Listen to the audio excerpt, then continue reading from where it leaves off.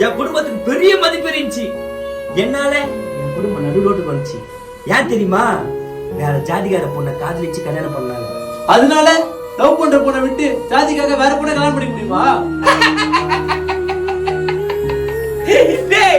நானும் உன்ன பார்த்தா யோசிச்சேன். நம்ம ஊர் சொல்லிய கேட்காம வேற ஜாதிகார பொண்ணை கல்யாணம் பண்ணேன். என்ன நினைச்சு தெரியுமா? சாவச்சிட்டானுங்க. என் தங்கச்சிக்கு ஊர்ல ஒரு மாப்பிளையும் தரல. எங்க அம்மாவை ஒரு சொந்தக்கார வீட்லயே சேர்க்கல. அதனால நான் கல்யாணம் பண்ண பொண்ணை விட்டுட்டு நம்ம ஜாதிகார பொண்ணே கல்யாணம் பண்ணேன். நானும் நல்லா இருக்கேன், அந்த பொண்ணும் நல்லா இருக்கு, என் குடும்பமும் சந்தோஷமா இருக்கு. அண்ணா என்னடா சொல்றீங்க? இந்த பாத்திப்பக்கு உங்க அப்பாக்கு இந்த ஊர்ல பெரிய மதிப்பு இருக்கு.